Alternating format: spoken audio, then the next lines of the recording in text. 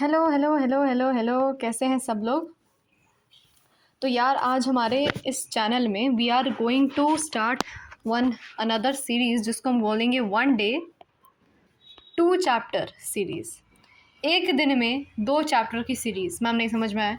मतलब कि हम लोग एक ही दिन में हम लोग एक ही दिन में भाई एक ही दिन में हम लोग 2 चैप्टर्स कंप्लीट कर देंगे। और कौन कौन से चैप्टर्स कंप्लीट करेंगे ये हम लोग, it will be random, right. And the most important chapters को सबसे पहले कंप्लीट किया जाएगा, फिर नेक्स्ट और जो आपके चैप्टर्स आएंगे उनको हम कंप्लीट कर लेंगे। ठीक है बेटा जी। अब इतना बता दो मेरे को, इतनी बात मुझे बता दो कि क्या मेरी आवाज़ क्लियर आ रही है। एंड वन मोर थिंग, आज हम लोग कौन से चैप्टर्स करने वाले हैं। आज हम लोग क्लास ट्वेल्थ का एक चैप्टर करेंगे end of course class 11th का। मैं ये देखती हूँ कि बच्चे जो है वो इसको करने के चक्कर में पहले हम क्लास 12th कर लें, क्लास 11th कर दें, पता नहीं क्या क्या उनके दिमाग में रहता है कि ये लोग अपना यही भूल जाते हैं कि हमें दोनों को क्या करना है, बराबरी के साथ रखना है। इवन 11th को ज़्यादा इंपॉर्टेंस इसलिए देनी है, 11th में बहुत ज़्यादा टफ चैप्टर होते हैं कुछ तो वो थोड़े से चैलेंजिंग हो सकते हैं, राइट। तो बस आज क्लास 12th का हम लोग सबसे पहला चैप्टर नहीं, हम लोग क्या कहते हैं उसको, सेकेंड चैप्टर करने वाले हैं, right. It is the second chapter human reproduction. और आपका क्या कहते हैं इसको, आपके क्लास 11th बायोलॉजी में we are going to do, हम लोग एक मस्त सा चैप्टर करने जा रहे हैं आपके क्लास 11th बायोलॉजी में, दैट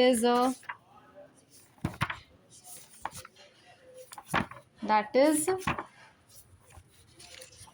रेस्पिरेटरी सिस्टम, राइट। आपका पहला ह्यूमन फिजियोलॉजी का चैप्टर हम लोग वो करने जा रहे हैं, ठीक है। तो सबसे पहले मैं आपको ये बता दूं कि मैम इसमें क्या हम लोग हर एक चीज़ करेंगे। हाँ बेटा, हर एक चीज़ पर करेंगे, but the approach will be different. Ma'am कैसी अप्रोच डिफरेंट रखेंगे, मतलब कि हम लोग सारी इंपॉर्टेंट चीज़ें जो आ रही हैं उसको कवर आउट करेंगे। मैम मतलब हर एक चीज़ नहीं करेंगी, हर एक चीज़ करेंगे, ऐसी कोई बात ही नहीं है, ठीक है। तो एक बार शुरू कर लीजिए and you can tell me अगर आपको ये सीरीज़ बहुत अच्छी लग रही है, then you can of course you can wait for the next videos. और ऑफ कोर्स हम लोग ज़्यादा टाइम नहीं लगाएंगे नेक्स्ट वीडियोज़ के लिए। तो चलिए फटाफट से शुरू कर लेते हैं यार अपना सबसे पहला चैप्टर, दैट इज़ रिप्रोडक्शन।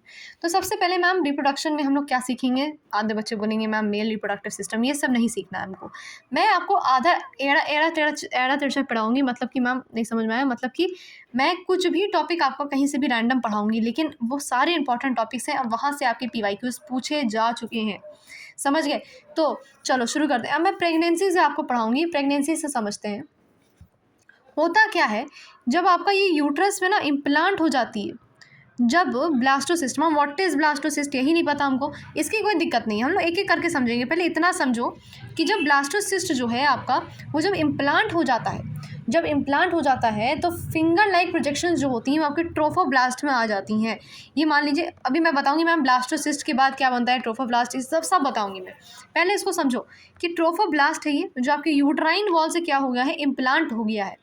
क्या हो गया है, इम्प्लांट हो गया है। क्या हो गया है, इम्प्लांट हो गया है।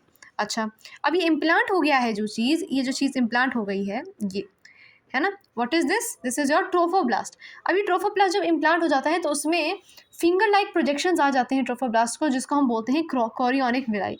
मान लो मैम, क्या मान लें, मान लीजिए, एक सेकेंड, या ये देखो, मान लो मैं इसको यहाँ पे आपका साइड में क्या करती हूँ, ये उतना अच्छा फॉन्ट नहीं है, राइट।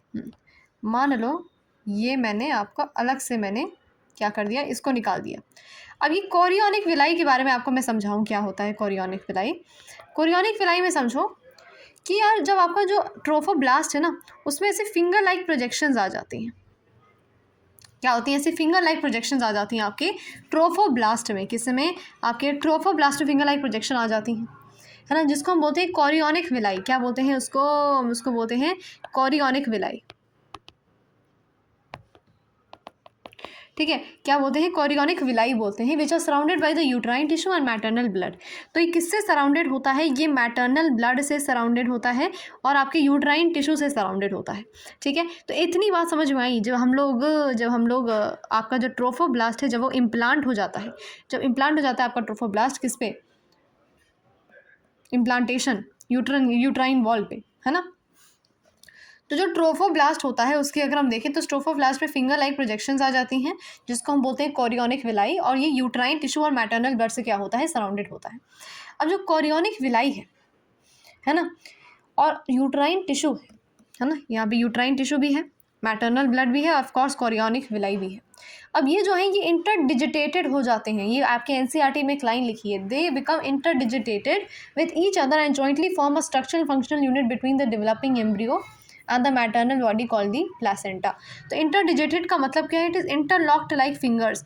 तो आपके फिंगर की तरह क्या हो जाते हैं, फिंगर्स की तरह क्या हो जाते हैं, इंटरलॉक हो जाते हैं। तो इसके लिए एक वर्ड क्या है, इंटरडिजिटेटेड, ठीक है, इंटरडिजिटेटेड, और क्या हो जाते हैं, आपके लॉक हो जाते हैं, क्या हो जाते हैं, the chorionic villi in uterine tissue become interdigitated with each other and jointly form a structural functional unit between the developing embryo और मैटरनल ब्लड के बीच में क्या बन जाता है, आपका स्ट्रक्चरल फंक्शनल यूनिट बन जाता है जिसको हम बोलते हैं प्लेसेंटा। क्या बोलते हैं उसको, प्लेसेंटा बोलते हैं। क्लियर है बात ना। तो placenta facilitate the supply of oxygen and nutrients to the embryo and also removal of carbon dioxide and excretory waste materials produced by the embryo. Very very important बात। मान लो ये प्लेसेंटा है, जस्ट मान लो, और मान लीजिए ये फीटस है और ये मैटरनल बॉडी है, राइट, ये मैटरनल बॉडी है और ये फीटस है, ठीक है, इतनी बात सबको समझ लें। और ये क्या है आपका, ये क्या है, दिस इज योर प्लेसेंटा, ठीक है। अब इसमें क्या होगा, प्लेसेंटा क्या करता है, न्यूट्रिएंट्स जैसे कि आपके ऑक्सीजन ये सब क्या करता है, सप्लाई करता है फीटस को, है ना, न्यूट्रिएंट्स को, है ना। और मान लीजिए ये CO2 भी रिमूव करवाने में आपका हेल्प करवाता है ये प्लेसेंटा, समझ गए, क्या करता है, CO2 रिमूव करवाने में भी हेल्प करवाता है, एक्सक्रीटरी वेस्ट मटेरियल्स को जो आपके एम्ब्रियो बनाता है वो प्लेसेंटा क्या करता है, बाहर फेंकता है, और उसको ऑक्सीजन एंड न्यूट्रिएंट्स को लाने में भी आपका प्लेसेंटा हेल्प करता है, ठीक है। The placenta is connected to the embryo through an umbilical cord which helps in the transport of substances to and from the embryo. या समझ में आ गया। तो प्लेसेंटा जुड़ा है with the help of an umbilical cord. क्या है ये, अम्बिलिकल कॉर्ड, मैम हमको ये नाम पता है ऑलरेडी, ठीक है। यहाँ से क्वेश्चंस बहुत बन चुके हैं, इन सब चीज़ों से क्वेश्चंस बहुत बन चुके हैं। Which helps in the transport of substances, हाँ। Placenta also acts as an endocrine tissue and produces several hormones. यहाँ से आपके इतने सारे सवाल बने हैं ना कि बेटा प्लेसेंटा जो है, अब ये बताओ, ये प्लेसेंटा जो है मैम, हाँ बताइए, प्लेसेंटा जो है, प्लेसेंटा ये रहा प्लेसेंटा, मैम प्लेसेंटा जो है उसका बताइए कि कितने हार्मोन्स प्रोड्यूस करता है। It is actually also endocrine tissue की तरह एक्ट कर रहा है, वेरी वेरी इंपॉर्टेंट, एक एंडोक्राइन टिश्यू की तरह आपका एक्ट कर रहा है कौन, प्लेसेंटा। तो प्लेसेंटा कैसे एक्ट कर रहा है, एंडोक्राइन टिश्यू की तरह, तो मतलब यार हार्मोन भी बनाएगा, क्योंकि एंडोक्राइन टिश्यू का क्या काम होता है, एंडोक्राइन टिश्यू का क्या काम होता है, एंडोक्राइन टिश्यू का काम होता है हार्मोन बनाना। क्या काम है, हार्मोन। मम्मी क्या लिखी हैं आप, समझ ही नहीं आ रहा, राइट। चलो, तो प्लेसेंटा अगर एक एंडोक्राइन ग्लैंड है तो हार्मोन भी बनाएगा। मैम कौन कौन से हार्मोन बनाता है, तो बहुत तरह के हार्मोन बनाता है, तो उन हार्मोन्स का नाम जान लेते हैं, वेरी वेरी इंपॉर्टेंट। HCG मतलब क्या है, HCG it is human chorionic gonadotropin. मेरे साथ याद करो, मेरे साथ याद करो, ह्यूमन, ये देखो, ह्यूमन कोरियोनिक गोनाडोट्रोपिन, ठीक है, ह्यूमन कोरियोनिक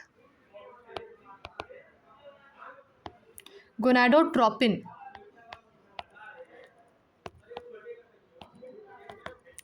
ठीक है। सो भैया HCG में H क्या है, H क्या है, H is human chorionic gonadotropin. मेरे साथ याद करो, HCG is human chorionic gonadotropin which is HCG and it is one of the hormones which is produced by the placenta. इतनी बात समझ में आई, पहला हार्मोन है ये। दूसरे हार्मोन की बात करें, दूसरे हार्मोन की बात करें तो वो भी आपका HPL है। मैम ये क्या नई चीज़ है, HPL, इसमें भी क्या हमारा ह्यूमन आएगा, बिल्कुल यार, इतनी बात तो सब बच्चे समझ गए, ह्यूमन है, छोटा h क्या है, ह्यूमन है, छोटा h क्या है, ह्यूमन है। मैम छोटा h ह्यूमन है, नेक्स्ट वाले क्या हैं, कुछ प्लेसेंटा के हैं तो प्लेसेंटल होना चाहिए, तो it is human placental. Ma'am L से क्या है, इट इज़ लैक्टोजन। मैम ये क्या नई चीज़ आ गई, लैक्टोजन। मैं समझ रही हूँ यार, bio is all about learning, लेकिन आपको अच्छा ज़रूर लगेगा। अगर आपने एक बार याद कर लिया ना, देन यू विल फील कि यस मुझे बहुत कुछ आता है। और अभी बहुत कम दिन बचे हैं बेटा for NEET 2025। There is lot very very less time left, और हमको एक एक पॉइंट को बहुत अच्छे से डिटेल में समझना है। क्लियर है बात? और ये ज़्यादा टाइम नहीं लगाना है इन सारे चैप्टर्स में, ठीक है? इसलिए मैं यहाँ से शुरू करवा रही हूँ। जहाँ से शॉर्ट क्वेश्चंस आने हैं वो तो पक्का ही करके जाना है, और हर एक चीज़ करके जाना है। इट्स नॉट लाइक कि मैम आप कुछ छोड़ रहे हो। मैं कुछ नहीं छोड़ूंगी यार, छोड़ने वाली तो सेंस ही नहीं बनता, ठीक है? सेंस ही नहीं बनता। क्लियर है? समझ रहे? हमारा एक एक्चुअली हम एक वो करना चाह रही हूँ मैं, कि मैं चाहती हूँ कि आपका पूरे के पूरे, मैं बोल रही हूँ, मैं नहीं, पूरे के पूरे मार्च में आपका सिलेबस ख़त्म हो जाए, चाहे फिजिक्स हो, केमिस्ट्री हो, बायो हो, और फिर आप अप्रैल में ना बैठ के सिर्फ मॉक टेस्ट दो। इसलिए मैं वन डे 2 चैप्टर वाला सिस्टम लगाई हूँ, और ज़्यादा टाइम भी नहीं लगाऊंगी, ठीक है? ज़्यादा टाइम भी नहीं लगाऊंगी, ठीक है? मैं चाहती हूँ कि नेक्स्ट 50 मिनट्स में ये पूरा चैप्टर मैं कंप्लीट कर दूँ। 1 घंटे में ये वाला चैप्टर कंप्लीट कर दिया जाए, और नेक्स्ट हाफ एन आवर में आपका रेस्पिरेशन करा दूँ मैं, ठीक है? रेस्पिरेशन करा दूँ। क्लियर है? चलो फटाफट से एक बार शुरू कर लेते हैं। हाँ, तो प्लेसेंटा भैया एंडोक्राइन ग्लैंड है, उसने क्या करने हैं, दो से अधिक हार्मोन रिलीज करने हैं। हमने 2 हार्मोन के बारे में पढ़ा, एक है HCG, एक है HPL। HCG क्या है? इट इज़ ह्यूमन कोरियोनिक, अरे भाई बोलो, उस साइड से ही बोलो, लेकिन बोलो gonadotropin, human chorionic gonadotropin. HPL की बात करें तो it is human placental lactogen. तो अरे यार याद तो हो ही जाएगा, एक नहीं 10 बार बोलोगे तो याद हो जाएगा, ठीक है? फिर उसके बाद मैम कौन कौन से करते हैं? एस्ट्रोजन करता है मैम, ये तो याद रहेगा। एस्ट्रोजन करता है, प्रोजेस्ट्रॉन करता है मैम, ये सब याद रखना पड़ेगा। वहाँ पे पूछेंगे which of the following, NEET में which of the following is not the hormones which is produced.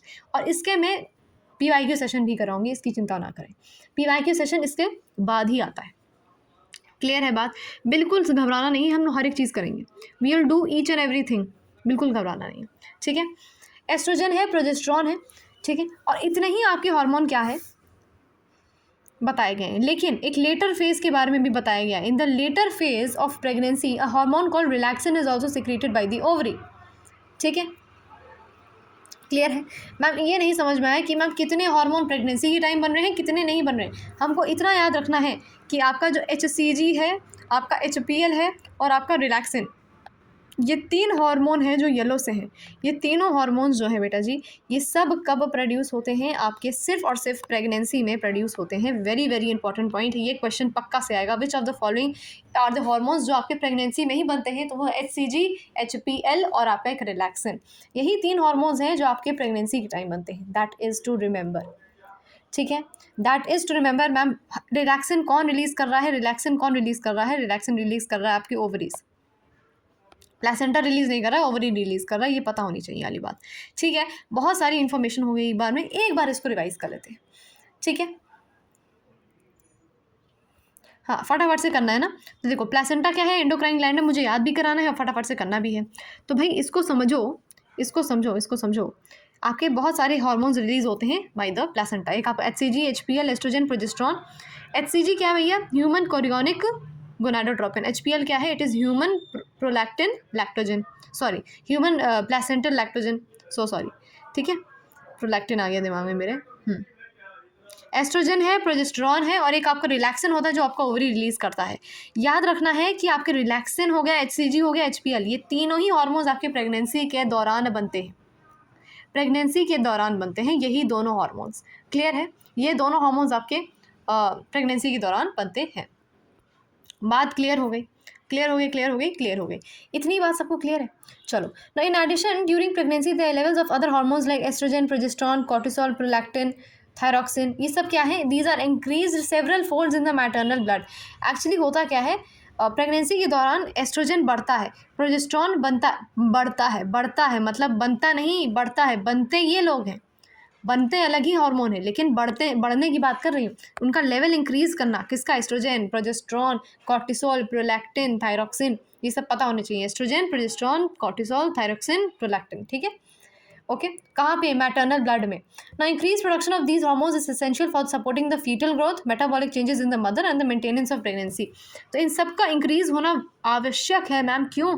आपका जो है वो फीटल ग्रोथ के लिए, आपका जो फीटस है उसकी ग्रोथ के लिए, है कि नहीं? और क्या क्या आपके जितने भी मेटाबॉलिक चेंजेस हो रहे हैं आपकी मदर की बॉडी में, इट्स वेरी वेरी इंपॉर्टेंट यार, ये बात आपको समझनी बहुत इंपॉर्टेंट है। मेंटेनेंस ऑफ प्रेगनेंसी की बात करें, अगर मेंटेनेंस ऑफ प्रेगनेंसी को मेंटेन कैसे करना है, ठीक है, तो ये सब हम लोग समझ में आ गए, इतनी सारी चीज़ें क्लियर है। चलो नेक्स्ट बात अगर बात करें, immediately after implantation the inner cell mass, जो आपका इनर सेल मास है एम्ब्रियो जो है, it differentiates into an outer layer called ectoderm and an inner layer called endoderm.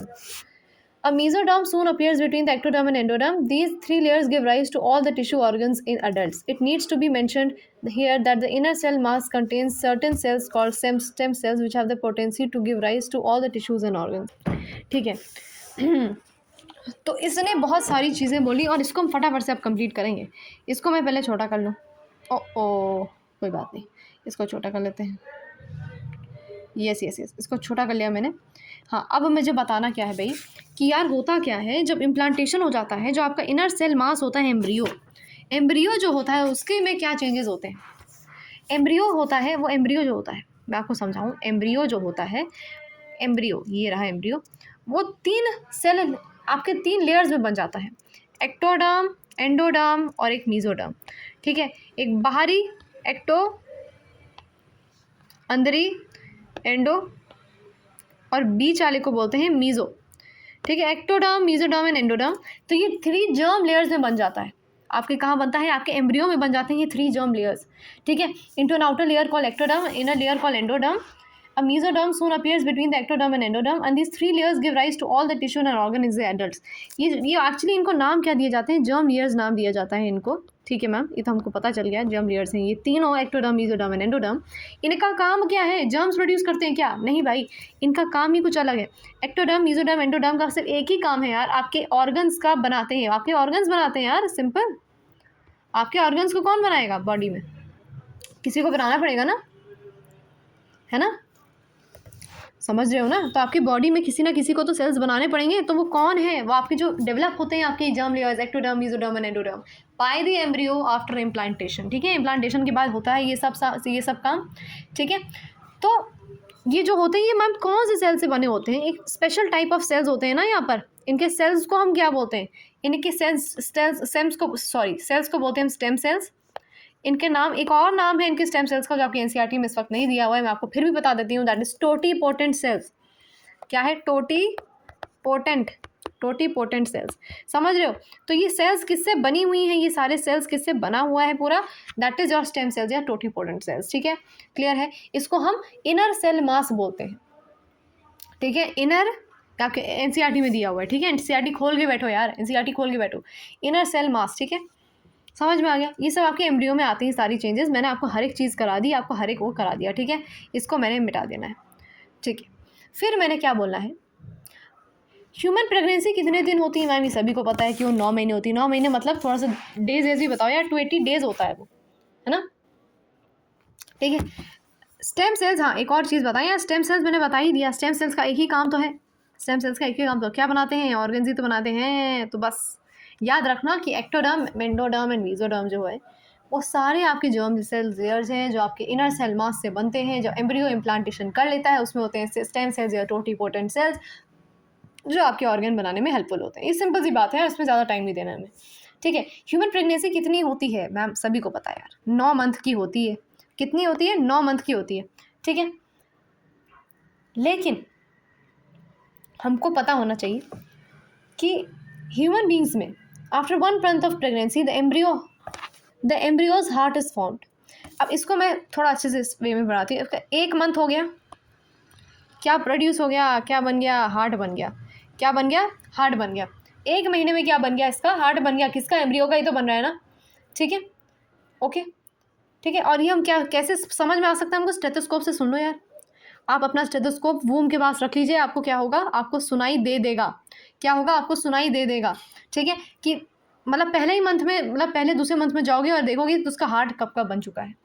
ठीक है, ठीक है। सेकेंड मंथ जब ख़त्म हो जाता है, सेकेंड मंथ मैम, ठीक है, सेकेंड मंथ जब ख़त्म हो जाता है तब क्या होता है, सेकेंड मंथ जब हो जाता है, हाँ, तो भाई 2 मंथ्स में क्या होता है, आपका लिम्स और डिजिट्स भी बन जाती हैं। इसलिए क्या करूँ, बना दूँ क्या लिम्स एंड डिजिट्स। ये देखो बन गया तुम्हारे पैर और ये तुम्हारे बन गए हाथ।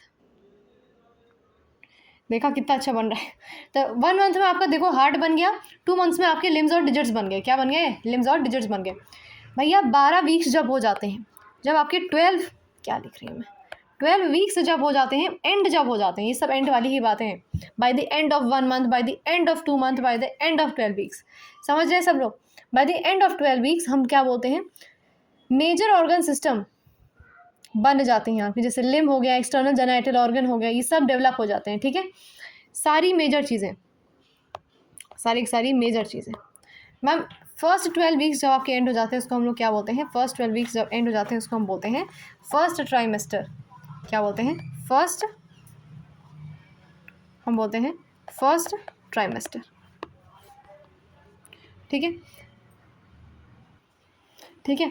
तो फर्स्ट 12 वीक जो होते हैं आपके, उसमें क्या होता है, जिसको हम फर्स्ट ट्राइमेस्टर बोलते हैं, उसमें आपके मेजर ऑर्गन्स आपके डेवलप हो जाते हैं, जैसे कि आपके लिम्स हो गए, एक्सटर्नल जेनाइटल ऑर्गन्स हो गए, है ना, फर्स्ट मूवमेंट्स। हाँ, ठीक है। बाय द 5th मंथ क्या होता है, first movements of the foetus and appearance of hair on the head are usually observe by the 5th month. ठीक है, अब 24 हफ्ते, अब इसका दुगना कर दो ना, इसका दुगना कर दो, 2 टाइम्स कर दो 12 वीक्स का, उसको हम सेकेंड ट्राइमेस्टर बोल देंगे, है कि नहीं? 24 हफ्ते, उसको हम क्या बोल देंगे? सेकेंड ट्राइमेस्टर बोल देंगे, राइट? तो इसको मैंने क्या बोल दिया? इसको मैंने बोल दिया सेकेंड ट्राइमेस्टर। ये मैंने कॉपी मार दिया। सेकेंड ट्राइमेस्टर जो आपके 24 वीक्स हो जाते हैं तब, है ना? और तब तक ऑलमोस्ट सब कुछ बन जाता है, ऑलमोस्ट सब कुछ बन जाता है, लेकिन by the end of 9 months, the foetus is fully developed and it is ready for delivery. समझ रहे हो? तो आपको बेसिक ये चीज़ें तो याद ही होनी चाहिए। और ये ठीक है, फर्स्ट मंथ में हार्ट बन जाता है, सेकेंड मंथ में आपके लिम्स बन जाते हैं, ये सब बन जाता है, डिजिट्स आ जाती हैं, है ना? फर्स्ट ट्राइमेस्टर जो आपके 12 वीक्स का, उसमें आपके मेजर ऑर्गन्स बन जाते हैं। फिर 5th मंथ में क्या होता है? 5th मंथ भी आपके बीच में लिखा हुआ है ना?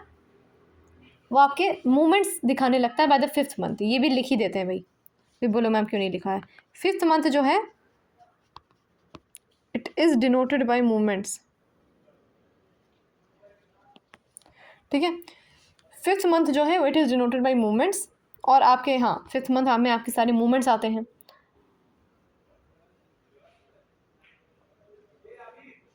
ठीक है, okay. Appearance of hair in head is also there in the 5th month. फिर आपके 24 वीक में आपके ऑलमोस्ट सब कुछ आ जाता है आपके सेकेंड ट्राइमेस्टर में, जो आपके 24 वीक्स होते हैं। जैसे कि बॉडी जो है आपकी आईलेट सेपरेट हो जाती है ना, फाइन हेयर आ जाते हैं बॉडी में, आईलैशेस हो जाती हैं ना bye the end of 9th month. आप सभी को पता है क्या होता है। तो ये सारी चीज़ें याद हो जाएंगी। फटाफट से हम नेक्स्ट टॉपिक से शुरू करते हैं, that is parturition and lactation. Parturition and lactation. The average duration of human pregnancy is about 9 months, which is called the gestation period. हम सभी को पता है कि 9 मंथ आपके क्या होता है? gestation period होता है। क्या होता है? इसको हम बोलते हैं gestation period। क्या बोलते हैं? gestation period बोलते हैं। ठीक है, क्लियर है? vigorous contraction of the uterine of the uterus या uterine wall बोलूँ मैं, vigorous contraction of the uterus at the end of pregnancy causes expulsion or delivery of the fetus। तो आपके मान लीजिए अगर ये यूट्रस है, तो यूट्रस में क्या होता है? vigorous contraction होता है। क्या होता है? vigorous contraction। क्या होता है? vigorous contraction of the uterine wall at the end of pregnancy, जिसकी वजह से डिलीवरी ऑफ बच्चा हो जाता है, डिलीवरी ऑफ द फीटस हो जाता है, right? Delivery of foetus. Now this process of delivery of foetus is called parturition, है ना? डिलीवरी ऑफ चाइल्ड बोलने से अच्छा या चाइल्ड बर्थ बोलने से अच्छा हम लोग बोलते हैं डिलीवरी को ही हम दूसरा नाम देते हैं, दैट इज पार्चुरेशन। ठीक है, पार्चुरेशन बोलते हैं। Parturition induced by complex neuro endocrine mechanism. देखो होता क्या है, पार्चुरेशन में एक न्यूरो एंडोक्राइन मैकेनिज्म होता है। इसको समझो मैम कैसे। द सिग्नल विच इसको मैं पहले एक लाइन पढ़ती हूँ आपके एनसीईआरटी की। The signals for which parturition originate from the fully developed fetus and the placenta, which induce mild uterine contractions called fetal ejection reflex। ठीक है, so the signals for parturition originate from the fully developed fetus and the placenta, which induce mild uterine contraction called the fetal ejection reflex। This triggers release of oxytocin from the maternal pituitary। Ma'am नहीं समझ में आया? देखो अब बहुत ध्यान से समझेंगे, इसीलिए मैं इस टॉपिक को करा रही हूँ, जिसमें नहीं बच्चे समझ पाते। देखो होता क्या है, सिग्नल आता है। इतना मोटा क्यों है भाई ये? हाँ, देखो सबसे पहले आपका सिग्नल आता है। मैम सिग्नल कहाँ से आता है? सिग्नल दो जगहों से आता है। सिग्नल दो जगहों से आता है। पहली जगह जो है आपकी, एक है आपका फुल्ली फॉर्म्ड फीटस। हाँ मैम फीटस फुल्ली फॉर्म्ड है। फीटस जो आपका फुल्ली फॉर्म्ड है वहाँ से सिग्नल आ रहा है, और एक आपका प्लेसेंटा से सिग्नल आ रहा है। ठीक है, इन दोनों से क्या हो रहा है? सिग्नल आ रहा है। मैम इन दोनों से सिग्नल आ रहा है, और सिग्नल कौन सा आ रहा है? ठीक है, सिग्नल आ रहा है from the original developed placenta which induce mild uterine contraction. इसमें क्या हो रहे हैं? आपके यूट्राइन कॉन्ट्रैक्शंस शुरू हो जा रहे हैं। यूट्राइन, हाँ कॉन्ट्रैक्शंस। ठीक है, यूट्राइन कॉन्ट्रैक्शंस हो रहे हैं। ठीक है, जिसे हम फीटल इजेक्शन रिफ्लेक्स बोलते हैं। क्या बोलते हैं? Foetal ejection reflex. क्या बोलते हैं इसको? फीटल इजेक्शन रिफ्लेक्स बोलते हैं। ठीक है, तो सिग्नल कहाँ से आया? फुल्ली फॉर्म्ड फीटस से आया, प्लेसेंटा से आया, जिसकी वजह से माइल्ड यूट्राइन कॉन्ट्रैक्शंस होने लगते हैं, और फीटल, जिसको हम फीटल इजेक्शन रिफ्लेक्स से बोलते हैं। समझ रहे हो? फिर हमने दूसरी चीज़ आपको जो बताई, फिर दूसरी चीज़ जो बताई, इसकी वजह से क्या होता है? रिलीज ऑफ ऑक्सीटोसिन हो जाता है। ऑक्सीटोसिन रिलीज होता है। मैम कहाँ रिलीज हो रहा है? तो ये हो रहा है maternal pituitary. Ma'am what is maternal pituitary? मतलब कि मदर जो है उसकी पिट्यूटरी से क्या रिलीज हो रहा है? ऑक्सीटोसिन रिलीज हो रहा है। पिट्यूटरी, हाँ स्पेलिंग देख लेना है, पिट्यूटरी। हाँ, सो ऑक्सीटोसिन रिलीज होता है फ्रॉम मैटरनल पिट्यूटरी।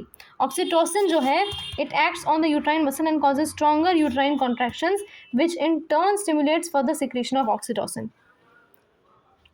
मैम क्या बोल रहा है ये? इसका मतलब ये है भैया कि मतलब कि मोर यूट्राइन कॉन्ट्रैक्शंस होने लगे इसकी वजह से। ये बहुत ही सिंपल इस भाषा में समझाई जाती हैं यार ये सब चीज़ें। और ज़्यादा कॉन्ट्रैक्शंस होने लगे, मोर यूट्राइन कॉन्ट्रैक्शन मतलब बहुत ही ज़्यादा होने लगे कॉन्ट्रैक्शन, मतलब अब ज़्यादा दर्द होने लगा। सिंपली भाषा में बोलूँ मैं, यूट्राइन कॉन्ट्रैक्शन की वजह से वही तो होता है, right? Cramps and all. So more uterine contractions होने लगे, जिसकी वजह से ऑक्सीटोसिन जो है, जिसकी वजह से ऑक्सीटोसिन का रिलीज़ और बढ़ गया, सिंपली और बढ़ गया। समझ रहे हो? ऑक्सीटोसिन की रिलीज़ और ज़्यादा बढ़ गई। ठीक है, now the stimulatory reflex between uterine contraction and oxytocin secretion continues resulting in stronger and stronger contractions. बहुत ही ज़्यादा स्ट्रॉन्गर एंड स्ट्रॉन्गर कॉन्ट्रैक्शंस होने लगते हैं। This leads to the expulsion of the baby out of the uterus through the birth canal, जिसको हम parturition बोलते हैं। और फिर उसके बाद बेटा पार्चुरेशन होती है। इसके बाद मैं बोलूँगी पार्चुरेशन हो गई बेबी की, पार्चुरेशन फ्रॉम, बहुत इंपॉर्टेंट वर्ड है, बर्थ कैनाल। बर्थ कैनाल से क्या हो गया? पार्चुरेशन हो गई। क्या हो गई? पार्चुरेशन हो गई आपकी बर्थ कैनाल से। किससे हो गई? बर्थ कैनाल से पार्चुरेशन हो गई, है ना? इसके बाद क्या होता है? जैसी डिलीवरी होती है तो आपका प्लेसेंटा जो है वो भी यूट्रस के एक्सपेल हो जाती है। It is expelled out of the uterus. ठीक है, क्लियर है? इतनी बात सबको समझ में आई? ये बहुत ही ज़्यादा, इसके आप स्क्रीनशॉट लीजिए, आप इसको बैठ के लिखिए, आई डोंट नो, लेकिन ये आपका एक सार है जो आपको बिना, आपको इसको पढ़ने की ज़रूरत भी नहीं पड़ेगी। इस फर्स्ट पैराग्राफ को देखो। सिग्नल जो है, सिग्नल कौन देता है? Fully prepared foetus, fully formed foetus, and आपका प्लेसेंटा जो है सिग्नल देता है। और उसकी वजह से क्या होता है? देखो बहुत ही प्यार से सुनो। सिग्नल जो है कौन देता है? आपका फुल्ली फॉर्म्ड फीटस, आपका प्लेसेंटा देता है। क्या इसकी वजह से क्या होता है? यूट्राइन कॉन्ट्रैक्शंस होती हैं। ठीक है, अब 30 मिनट में मुझे पूरा चैप्टर कंप्लीट करना है, जितना भी बचा है। ठीक है, सारी इंपॉर्टेंट चीज़ें मैंने कंप्लीट करा दी हैं आपकी। अब हाँ ऑफ कोर्स मुझे थोड़ा सा और आपको टाइम देना है, फर्टिलाइजेशन कराना है, इम्प्लांटेशन कराना है, and a lots more things to do, but इसको आप थोड़ा सा फटाफट से करेंगे ताकि आपका वो वाला चैप्टर भी हम लोग फटाफट से कंप्लीट कर पाएँ। ठीक है, ज़्यादा टाइम नहीं लूँगी मैं, ज़्यादा टाइम नहीं लूँगी आपका। ओके, सिग्नल जो है भाई, सिग्नल कहाँ से आता है? फुली फॉर्म फीटस से और प्लेसेंटा से आता है। यूट्राइन कॉन्ट्रैक्शन, उसकी वजह से क्या होते हैं? यूट्राइन कॉन्ट्रैक्शन होते हैं जो एक फीटल इजेक्शन रिफ्लेक्स बनाते हैं। फीटल इजेक्शन रिफ्लेक्स जिसकी वजह से रिलीज होता है ऑक्सीटोसिन, कहाँ? मैटरनल पिट्यूटरी में। फिर और यूट्राइन कॉन्ट्रैक्शन होते हैं और ऑक्सीटोसिन बढ़ता है, फिर और यूट्राइन कॉन्ट्रैक्शन होते हैं, फिर और ऑक्सीटोसिन बढ़ता है, फिर आपका पार्चुरेशन हो जाता है, बेबी निकल आता है फ्रॉम द बर्थ कैनाल। मैं चाहती हूँ ये चीज़ आप लोग प्लीज़ प्लीज़ प्लीज़, इस चीज़ को मैंने छोटा कर दिया मैंने, ठीक है, ये चीज़ तो मैं आपको नहीं, मैं ऐसा छोड़ूंगी नहीं, इसको मैंने रख लिया अपने पास, ठीक है ना? हाँ मैम आप रख लीजिए, you did a good job ma'am. अरे यार अब होगा नहीं है, हाँ ठीक है। अच्छा अब हम लोग शुरू कर रहे हैं नेक्स्ट पैराग्राफ। होता क्या है? Bye the end of pregnancy जो फीमेल्स की मैमरी ग्लैंड्स हैं they start producing milk. Bye the end of pregnancy. जिस प्रोसेस को हम क्या बोलते हैं, लैक्टेशन बोलते हैं। मैं पूछा है कोई यार लैक्टेशन क्या होता है, तो लैक्टेशन तुम्हें नहीं लिखना है, मीन्स अपने आप से कोई कहानी नहीं लिख देनी है। Bye the end of pregnancy होता क्या है, memory gland start producing milk, उसी को हम लैक्टेशन बोलते हैं, सिंपल सी बात है, ठीक है। So this helps the mother in feeding the newborn. The milk produced during the initial few days of lactation is called colostrum, which contains several antibodies absolutely essential to develop resistance for the newborn babies. So सबसे first milk जो हम क्या बोलते हैं, the first milk, ये चीज़ पता होनी चाहिए आपको। This is colostrum. क्या होती है, कोलेस्ट्रम होती है जो हाईली न्यूट्रिशियस होती है, क्योंकि उसमें बहुत तरह के एंटीबॉडीज पाई जाती हैं, है ना। ऑफ कोर्स क्यों पाई जाती हैं, ठीक है, for the bringing up of a healthy baby. एक अच्छा हेल्दी बेबी चाहते हो तो आपको जो फर्स्ट मिल्क है that should be given to the child, जिसे हम कोलेस्ट्रम बोलते हैं। ये वर्ड याद रखना, ये सब नहीं पूछा जाएगा क्यों क्या कैसे, कोलेस्ट्रम वर्ड पूछा जाएगा तो वो ज़रूर आपको याद रखना है। चलिए अब आगे बढ़ते हैं, ठीक है, ओके। तो ये प्रेगनेंसी समझ में आ गई। अब भैया एक बार समझ ली प्रेगनेंसी हुई कैसे, फर्टिलाइजेशन, है ना, फर्टिलाइजेशन को एक बार समझ लेते हैं ना। ड्यूरिंग कॉपुलेशन और coitus semen is release by the penis into the vagina, जिसको हम इंसेमिनेशन बोलते हैं। बिल्कुल सिंपल सी बात है। जो सीमन होता है, सीमन जो होता है, it is released by the penis of the male to the female, है ना, वजाइना में जाता है, राइट, वजाइना में आपका सीमन जाता है और वो इंसेमिनेशन हो जाता है उसका। क्या हो जाता है, मतलब कि it is the release of sperms into the vagina, simple सी बात है। The motile sperm swim rapidly, pass through the cervix, enter into the uterus and finally reached into the ampullary region of the fallopian tube। Simple सी बात है यार। देखो ये मान लो, हाँ मैं बहुत ही ज़्यादा रफ डायग्राम बनाने वाली हूँ, आपका एक डायग्राम वाला सेशन भी होगा यार। इस पूरे महीने में आपका पूरा सिलेबस में ख़त्म करा दूँगी, चिंता मत करिए, ठीक है। हाँ यहाँ पे आपको देखो, यहाँ पर आपको सर्विक्स है, वजाइना है, सब कुछ है। यहाँ से आपके स्पर्म्स होते होते जाते हैं आपके यूट्रस में जाते हैं and they finally reach to the ampulla. Ampulla होता है यहाँ पर एक, मैम एम्प्यूला होता है, हाँ भाई एम्प्यूला होता है। और एम्प्यूला से पहले भी एक दो चीज़ें होती हैं, उसको मैं बताऊंगी क्या होती हैं, है ना। उससे पहले होती है इन्फंडिब्यूलम, फिर एम्प्यूला, फिर इस्थमस। आपके फर्टिलाइजेशन कहाँ टेक प्लेस करता है, एम्प्यूला में टेक प्लेस करता है, ठीक है। ये चीज़ें आपको याद होनी चाहिए। एम्प्यूला में क्या होता है, फर्टिलाइजेशन टेक प्लेस होती है। हाँ मैम इतना तो पता था, तो चलो नहीं भी पता तो अब जान लो, एम्प्यूला में क्या होता है, फर्टिलाइजेशन टेक प्लेस होती है। तो मोटाइल स्पर्म्स कहाँ जाएंगे यार, उनको कहाँ जाना है, उनको सीधा एम्प्यूला पहुँचना है ना, एम्प्यूलरी रीजन में जाना है, ओके। कहाँ, फैलोपियन ट्यूब के। The ovum release by the ovary is also transported to the ampullary region where fertilisation takes place. यार सिंपल सी बात है, अब सारी फर्टिलाइजेशन अगर एम्पुलरी रीजन में ही टेक प्लेस करनी है, यहाँ पे मान लो ये एम्पुलरी रीजन है तो यहीं पे होना है, तो सब लोग वहीं जाएंगे ना, मतलब फंक्शन यहाँ होना है सारा, तो हम लोग सब लोग वहीं जाएंगे, तो आपका ओवम भी वहीं जाएगा, आपका स्पर्म भी वहीं जाएगा, सिंपल सी बात है। Fertilization can occur only if the ovum and sperms are transported simultaneously to the ampullary region. This is the reason why not all copulations lead to the fertilization or and pregnancy. Simple सी बात है यार। हर बार हम लोग क्या बोलते हैं, हर बार fertilisation क्यों नहीं होती, हर बार प्रेगनेंसी क्यों नहीं होती, क्योंकि साइमल्टेनियसली आपका ओवम और आपका स्पर्म जो है वो एम्पुलरी रीजन नहीं पहुंच पाता। एम्पुलरी रीजन अगर एक साथ साइमल्टेनियसली पहुंच जाए तो ही आपका क्या होगा, फर्टिलाइजेशन या प्रेगनेंसी होगी। So the process of fusion of a sperm with an ovum is called fertilisation. ये तो मैम क्लास 10th में भी पढ़ा था, सिंपल सी बात है यार। The process of fusion of a sperm with an ovum, ठीक है, जो आपका स्पर्म ओवम के साथ जुड़ जाता है, इसी प्रोसेस को मैंने क्या बोल देना है, फर्टिलाइजेशन बोल देना है, ठीक है, फर्टिलाइजेशन बोल देना है ना। During fertilisation a sperm comes into contact with the zona pellucida layer of the ovum. Very important भाई, ओवम जो है, भाई सुनो मेरी बात, ओवम जो है उसके पास एक लेयर होता है जिसको हम बोलते हैं जोना पेल्यूसिडा। क्या बोलते हैं, जोना पेल्यूसिडा, ठीक है। जोना पेल्यूसिडा जो होता है एक लेयर होती है ना, आपकी ऐसे यहाँ पे इस लेयर होती है जोना पेल्यूसिडा, जहाँ पे आपके स्पर्म आते हैं, right, and induces changes in the membrane that blocks the entry of additional sperms. तो क्या होता है कि अगर कोई एक स्पर्म आ जाता है जो उसको सूटेबल लगता है, उसके बाद फिर वो दूसरे स्पर्म्स की एंट्री को रोक देता है और इसी स्पर्म को अंदर आने देता है। समझ रहे हो, इसी स्पर्म को अंदर आने देता है। कौन सा लेयर है भाई ये, इतना अच्छा layer, it is zona pellucida layer, याद रहेगा, जोना पेल्यूसिडा लेयर, ठीक है, जोना पेल्यूसिडा लेयर। एक कोई भी सेल नहीं होती है इनके लेयर्स में, है ना। होता क्या है, क्या करता है, it hardens to prevent polyspermy that is entry of other sperm. एक वर्ड दिया जाता है पॉलीस्पर्मी, ये सब आपके मतलब कि एक्स्ट्रा टर्म्स हैं या पूछे नहीं जाते हैं, लेकिन मैं बता रही हूँ पॉलीस्पर्मी क्या है। मतलब पूछ लिया गया तो व्हाट इज मतलब कि पॉलीस्पर्मी हो जाए तो तुम लोग समझ ही नहीं रहे हो यार, व्हाट इज पॉलीस्पर्मी। पॉलीस्पर्मी मतलब एक से अधिक सब स्पर्म्स आ जाएं, समझ रहे हो। तो उसके लिए क्या होता है, आपका जोना पेल्यूसिडा लेयर आपको रोकता है उस चीज़ के लिए, मतलब स्पर्म्स को अंदर और एक्स्ट्रा स्पर्म्स को, जो आपको एक स्पर्म चाहिए उसको अंदर आने देता है आपका जोना पेल्यूसिडा लेयर, सिंपल सी बात, ठीक है। Thus it ensures that only one sperm can fertilise an ovum,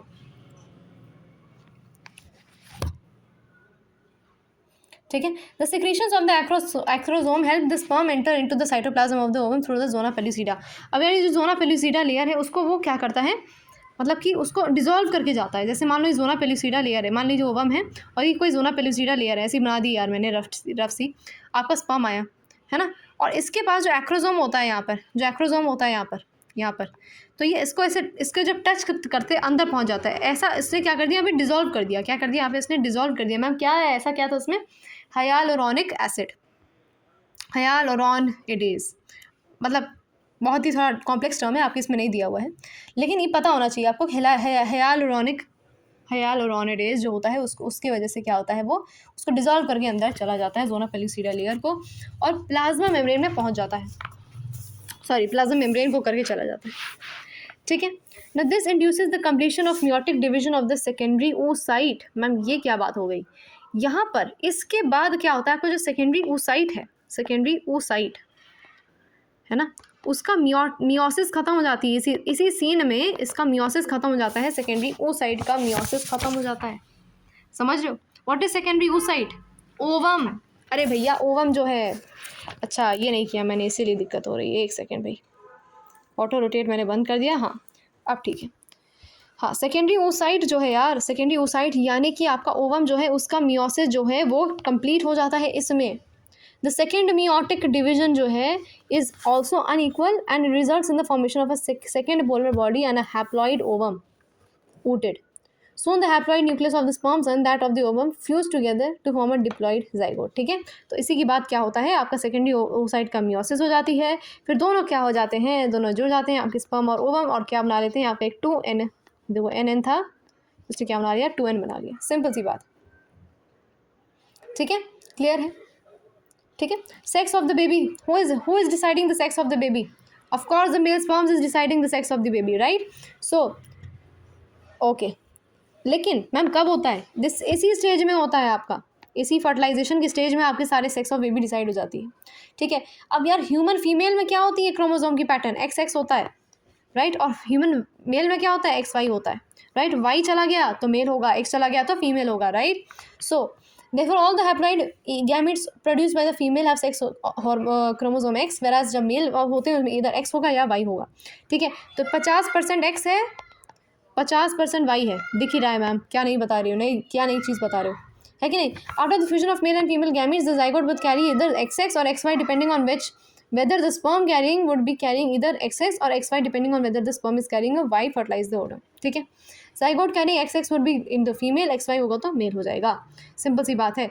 अरे भैया इसका एक X यहाँ पे ऐसे अकेला है, इसमें या तो Y चला जाएगा, अगर Y हो गया तो मेल बन गया, इसका अगर ये X चला गया तो फीमेल बन जाएगा, सिंपल सी बात है मैम, हमको तो ये सब पता है। ठीक है, ठीक है, चलो समझ में आ गया, क्लियर है, क्लियर है, clear. Who is not deciding, the father is deciding यार, who is deciding the sex of the baby, father, उनकी मर्जी से नहीं हो रहा है लेकिन कर तो फादर ही रहे ना। ठीक है, now the mitotic division starts at the zygote, moves through the isthmus of the oviduct called cleavage towards the uterus and forms 2, 4, 8, 16 cells called blastomeres। अब बहुत प्यारी बात भाई, मियोसिस हो गया, गैमेट्स बन गए, मियोसिस हो गया, सब हो गया, फर्टिलाइजेशन हो गया। अब ये 2n वाला जो बन गई है, ये जाइगोट जो बन गया है 2n का, अब यार ये भी तो डिवाइड करेगा, so it is not dividing, अपना डिवाइड कर दिया, 1 2 3 4, 2 3 4 16 जितने भी सेल्स बनाने लगा कुछ इस तरह के, इसको हमने बोल दिया यार ब्लास्टोमियर बना रहा है ये, जिसको हमने पहले बोला था क्लीवेज था। ठीक है, ब्लास्टोमियर, सिंपल सी बात है। हाँ, अब कहाँ जा रहा है भाई, एम्प्यूला से इस्थमस में जाएगा, इनफंडिब्यूलम से इस्थमस, इस्थमस से सॉरी इनफंडिब्यूलम से एम्प्यूला, एम्प्यूला से इस्थमस। ठीक है, और इस्थमस के बाद आपका यूट्रस में आता है, और यहाँ पे आपके पहले फिर क्या होता है, वो क्लीवेज होता है जो आपके यूट्रस की तरफ जाता है, और फिर 2 4 8 16 डॉटर सेल्स बनती है, फिर ब्लास्टोमियर बना लेता है। ठीक है, the embryo with 8 to 16 blastomeres is called a morula. अगर आपके 8 से 16 ब्लास्टोमियर हैं, बहुत ध्यान से सुनेंगे मेरी बात, अगर आपके ब्लास्टोमियर 8 से 16 हैं तो हम इसको क्या बोल देंगे, दिस इज अ मॉड्यूला। ठीक है, the morula continues to divide and forms a blastocyst. Morula के बाद क्या बनता है, ब्लास्टोसिस्ट बनता है, क्या बनता है, ब्लास्टोसिस्ट बनता है। हाँ 20 मिनट है अभी हमारे इस चैप्टर को ख़त्म होने में, क्योंकि थोड़ा सा लंबा चैप्टर, तो इसको मैं फटाफट से रश आउट नहीं करा सकती हूँ। ठीक है, and as it moves further into the uterus. तो ब्लास्टोमियर जो है ब्लास्टोसिस्ट के, they are arranged into an outer layer called trophoblast and an inner group of cells attached to the inner cell mass. ठीक है, the trophoblast layer then gets attached to the endometrium and the inner cell mass gets differentiated as the embryo. After attachment, the uterine cells rapidly divide and as the blastocyst. The blastocyst becomes embedded in the endometrium of the uterus. This is called implantation and it leads to pregnancy. और blastocyst के बाद आपका embryo बन जाता है, simple सी बात है। मैम ये नहीं समझ में आया कि हुआ क्या। देखो, ब्लास्टोसिस्ट के बाद समझो एक नई चीज़ बन जाती है ना। एक्चुअली जो ब्लास्टोमियर होते हैं आपके ब्लास्टोसिस्ट में क्या होगा, ब्लास्टोमियर होंगे, है ना। तो उसके बाद इमोरुला बनता है, ब्लास्टोमियर, फिर आपके ब्लास्टोसिस्ट बनता है। ब्लास्टोसिस्ट में क्या होता है, जो आउटर लेयर है उसको हम बोलते हैं ट्रोफोब्लास्ट और अंदर वाले को बोलते हैं इनर सेल मास। अभी इसी की बात कर रहे थे। ये था आपका ट्रोफोब्लास्ट, और ये ट्रोफोब्लास्ट ही तो यार जाके चिपकेगा ना किससे, यूट्राइन वॉल से। कौन सी यूट्राइन वॉल से, एंडोमेट्रियम, अंदर वाली लाइन से। भाई अब बाहर वाली से हो ही नहीं सकता, तो एंडोमेट्रियम से क्या हो गया, ये आपका ट्रोफोब्लास्ट क्या हो गया, चिपक गया, राइट। क्या था ये, ब्लास्टोसिस्ट का एक पार्ट था आपका ट्रोफोब्लास्ट। क्लियर है बात। इनर सेल मास अभी ऐसा कुछ नहीं कर रहा है, इनर सेल मास डिवाइड कर रहा है और एम्ब्रियो में रिजल्ट कर देगा। क्लियर हो गई बात। इसी को हम क्या बोलते हैं, इम्प्लांटेशन। कहाँ इम्प्लांटेशन हो रही है आपकी, उसमें हो रही है हाँ, यूट्राइन वॉल में हो रही है, आपकी यूट्रस में हो रही है, सिंपल सी बात। ठीक है, अब बात कर लेते हैं यार फटाफट से एक बार मेंस्ट्रुअल साइकिल की। उसके बाद हमारे ज़्यादा फिर गैमेटोजेनेसिस एक थोड़ा सा इंपॉर्टेंट टॉपिक है, फिर उसके बाद हम लोग फटाफट से उसमें आ जाएंगे। ठीक है, अच्छा हाँ। ना the reproductive cycle in the female primates, आपके फीमेल प्राइमेट्स हमें आता है कौन है, मंकीज आते हैं, एप्स आते हैं, ह्यूमन बींग्स आते हैं। बस monkeys, apps and human beings, they most important. आपके जो डॉग्स होते हैं ना, ये सब प्राइमेट्स नहीं होते हैं, ये सब नॉन प्राइमेट्स होते हैं। ठीक है, और उसके में जो रिप्रोडक्टिव साइकिल होती है उसको हम बोलते हैं मेंस्ट्रुअल साइकिल। आपके नॉन प्राइमेट्स में भी एक साइकिल होती है जिसको हम बोलते हैं एस्ट्रस साइकिल, शायद वो मतलब 5-6 महीने में आती होगी। ठीक है, so the first menstruation begins at puberty and it is called menarche in human females. The menstruation is repeated at an average interval of about 28 to 29 days and the cycle of events starting from one menstruation till the next one is called the menstrual cycle. ठीक है, तो शुरू को क्या बोलते हैं, जो शुरू होता है जैसे प्यूबर्टी में, तो सबसे पहली बार आया तो उसको हम क्या बोलेंगे, फर्स्ट टाइम को क्या बोलेंगे, हम बोलेंगे मेनार्क। ठीक है, और आपका जो मतलब ये लास्ट है, मतलब लास्ट तो नहीं, मतलब हाँ, मतलब जब आपका अब होता ही नहीं मेंस्ट्रुअल साइकिल, उसको मतलब आफ्टर 45 to 50 ईयर्स ऑलमोस्ट, उसको बोलते हैं आपको मेनोपॉज। इतनी बात सबको पता है। ठीक है, मेंस्ट्रुअल साइकिल हो गया। Now one ovum is released during the middle of each menstrual cycle. होता क्या है, इसको समझो। During the middle of each menstrual cycle एक ओवम रिलीज होता है जिसको हम ओव्यूलेशन कहते हैं। ओव्यूल का रिलीज होना मतलब ओव्यूलेशन यार, सिंपल सी बात है ना। तो ये कब होता है, during the middle of the menstrual cycle. So the major events of the menstrual cycle are shown in figure 2.9। इसको हम समझेंगे। सबसे पहले आपका मेंस्ट्रुएशन होगा। आधे ज़्यादा बच्चों को ही पता होता है कि कितने दिन के लिए होता है ये सब वगैरह वगैरह। तो ये 3 से 5 दिन के लिए होता है कि नहीं, 3 से 5 दिन के लिए होता है कि नहीं। सो 3 से 5 दिन आपका जो होगा उसको हम मेंस्ट्रुअल फेज बोलेंगे ना, मेंस्ट्रुएशन ही तो हो रहा है, तो उसको हम बोलेंगे menstrual phase. So the menstrual fold released due to the breakdown of the endometrial lining of the uterus and its blood vessels which forms liquid that comes out through vagina. So menstrual flow क्यों है भैया, breakdown of endometrial lining। तो आपका uterus की जो endometrial lining है उसके breakdown है ना, उसकी वजह से क्या होता है, शेड हो जाता है ब्लड वजाइना के थ्रू, उसको हम बोलते हैं मेंस्ट्रुएशन, जो आपकी 3 से 5 दिन में होता है। किस में होता है, 3 से 5 दिन में होता है। ठीक है, 3 से 5 दिन में होता है। हाँ, okay. Now menstruation only occurs if the released ovum is not fertilised. अब भैया ओवम जो रिलीज हुआ जिसको हम ओव्यूलेशन बोलते हैं, अब भैया ये तो मिडिल में होता है ना मेंस्ट्रुएशन के। हाँ पता है मैम, अगर ये फर्टिलाइज नहीं है तो ही मेंस्ट्रुएशन साइकिल होती है, वरना नहीं होती है menstruation cycle. If fertilisation has taken place in the ovum, अगर स्पर्म आ गया, फर्टिलाइजेशन हो गई, जाइगोट बन गया, एक्सेट्रा, तो ऑफकोर्स आपकी फर्टिलाइजेशन क्या होनी है, नहीं होनी है। ठीक है, तभी होती है जब आपकी फर्टिलाइजेशन नहीं हो रही होती है। However it may also be cause due to some other underlying causes like stress, poor health etcetera. अब क्यों नहीं होती menstruation, may be because of stress, may be because of poor health etcetera. ठीक है, मतलब इसकी वजह से डिस्टर्ब हो जाती है मेंस्ट्रुअल साइकिल। ठीक है, the menstrual phase is followed by the follicular phase. During this phase the primary follicles in the ovary grow to become fully matured Graafian follicle and simultaneously the endometrium of the uterus regenerates through proliferation. देखो सबसे पहले ovum क्या हुआ, ovulation हुआ। Ovum मतलब कि क्या किया, अपना ओव्यूलेशन किया उसने, ओवम रिलीज हुआ। ओवम अब बड़ा भी तो होगा, तो उसको हमने क्या बोल दिया, ग्राफियन फॉलिकल बन गया। सबसे पहले तो आपका मेंस्ट्रुअल साइकिल हुआ, सॉरी मेंस्ट्रुअल फेज हुआ, जिसमें जो 3 से 5 दिन आपका एंडोमेट्रियल लाइनिंग क्या हुई, डीजनरेट हुई और आपने मतलब उसमें ब्लड शेड हुआ। फिर क्या हुआ, फॉलिकुलर फेज होता है, उसमें आपका क्या होता है, ग्राफियन फॉलिकल बनता है। क्या बनता है, ग्राफियन फॉलिकल, है ना, ग्राफियन फॉलिकल बनता है ना। एंड साइमल्टेनियसली द एंडोमेट्रियम जो है वो भी रीजनरेट कर जाता है। Now, these changes in the ovary and the uterus are induced by changes in the levels of the pituitary and ovarian hormones, the secretion of gonadotropins LH and FSH. Luteinizing hormone and follicle stimulating hormone increases gradually during follicular phase. Of course यार follicular phase चल रहा है, अगर यहाँ पे तुम्हारे Graafian follicle बन रहा है, अगर तुम्हारा ग्राफियन फॉलिकल बन रहा है तो यार FH है ना, LH होगा, FSH होगा, फॉलिकल स्टिमुलेटिंग हार्मोन रिलीज होगा, है कि नहीं। Both LH and FSH attack a peak level in the middle of the cycle about the 14th day. 14वें दिन ऐसे पीक पे आ जाते हैं, फिर वापस आ जाते हैं, ठीक है। Rapid secretion of LH leading to its maximum level during the mid cycle called LH surge induces rupture of the Graafian follicle and thereby the release of ovulation. The ovulatory phase is now followed by the luteal phase, during which the remaining part of the graphene follicle transform as the corpus luteum. ठीक है, इसके बाद क्या हुआ, आपका corpus luteum बन गया, which is a yellowish thing, जो आपका ऐसे corpus luteum बन गया। क्लियर है। तो corpus luteum secretes large amounts of progesterone, which is essential for the maintenance of the endometrium.